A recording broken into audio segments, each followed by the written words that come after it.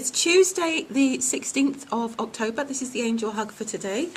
And I've been asked to do an Atlantis card today, to pick an Atlantis card. I don't know why, but I feel it's something to do with keeping us on track in terms of our creations of...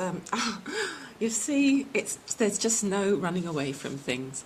And I'm going to be honest, because I do this quite often. I like to let you know about my processes and what goes on, because I just feel that it helps us all to learn more, and that's what we're here for. And this card came up before, and I didn't like it. I didn't want it to be that card, so I got rid of that reading. And it's come back again, predictably. And even while I was getting rid of it and hiding it in the deck, I could hear, it will come back. So there you go. So this is something that we need to look at today, Tuesday, the 16th of October. And it's the Black Mage. And this is the message. We've had this before in the... weekly Atlantis readings, but I feel as if I'm being asked to connect this somehow to yesterday's manifesting. So I'm just going to read it and see what happens. The Magi were highly trained shamans, alchemists and magicians who, with truly awesome powers. During the Golden Age, they used these skills for the benefit of all and were greatly revered. When the Magi decided to use their power for their own enrichment and ego aggrandizement, the frequency of Atlantis spiraled down. Everything on Earth has a natural cycle. The Golden Age was the pinnacle of light, followed by eons of darkness. Now it's time to rise once again to a higher frequency. So this card indicates the end of a cycle in this plane of duality. Situations and relationships inevitably end, making room for different experiences. It's time to watch your ego and purify yourself so that the new can be better than the old. I completely understand that now.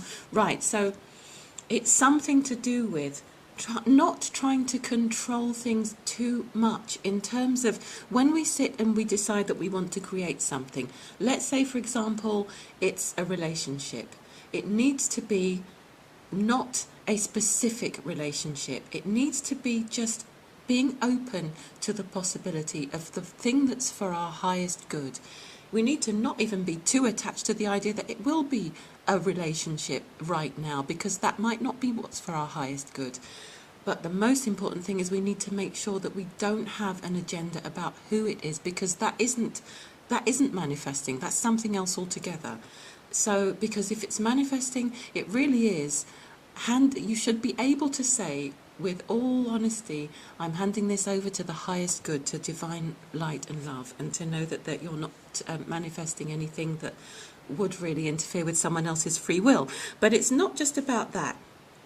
There's something about this idea of using their power for their own enrichment and ego aggrandizement. So that's the other thing. When we're manifesting, if we manifest with love and if we manifest with consciousness of being connected to the divine plan, of allowing for the divine plan to come into our manifestations, then they are of a much higher frequency. Whereas when we kind of really focus on what our ego wants, what our lower mind wants, and we start trying to create things from that place, it just has a different quality to it altogether. And there's nothing wrong with wanting to enjoy life and to, have great experiences. It feels to me as if perhaps the higher octave of manifesting is something more to do with manifesting experiences and qualities within ourselves, and manifesting more love and joy and abundance for everyone on the planet. It doesn't mean to say that we can't ask for things for ourselves. There's no can't, there's no can or can't. We have free will. It's just really making a distinction between what's a high frequency and what's not such a high frequency manifestation. So it feels as if that's something else that's been brought in to just nudge us along in another direction. So what is the highest thing, the highest manifestation that you can, how can you word your manifestation in a way that it really comes into your heart, that it comes from and through your heart rather than from your head? And that's going to be something that I'm going to actually meditate on in a minute, because it's got a really nice ring to it. It's got a nice tone to it. So, for example, I could ask for something that I want, or I could ask for the highest manifestation of this coming into my life that enables me to serve more, to love more, to evolve more. And I could still have that thing.